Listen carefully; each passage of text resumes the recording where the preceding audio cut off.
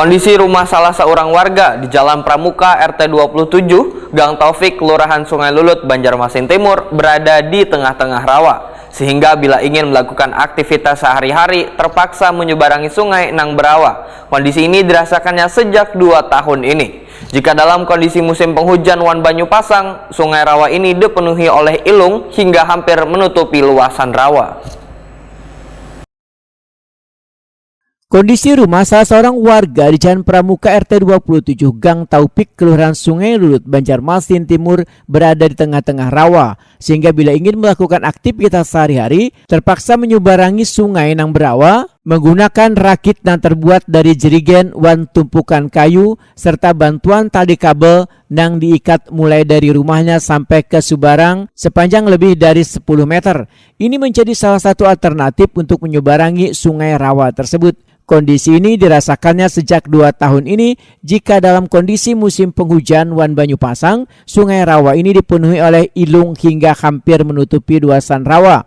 Supaya kada terganggu wayah menyeberang, maka tumpukan ilung-ilung pun dibarasihi. Demikian dipadahkan Halimah warga RT 27 Wahitakuni Prima TV tengah hari Kamis 29 Desember 2022.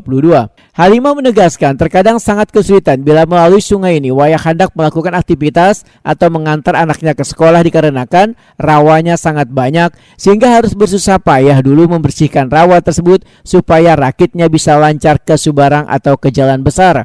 Menurut Halimah, sebelumnya akses jalan menuju rumahnya dibangun jalan titian yang terbuat dari kayu, namun terputus wan rusak akibat banjir yang terjadi pada awal tahun 2021 lalu.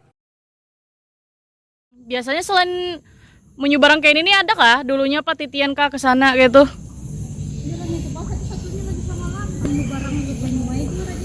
Ini kenapa rumah pian lebih jauh dari yang lain gitu?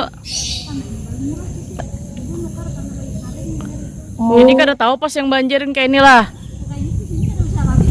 Enggih. Cuman ada Cil, apa sudah kamu adu ke apa RT di sini?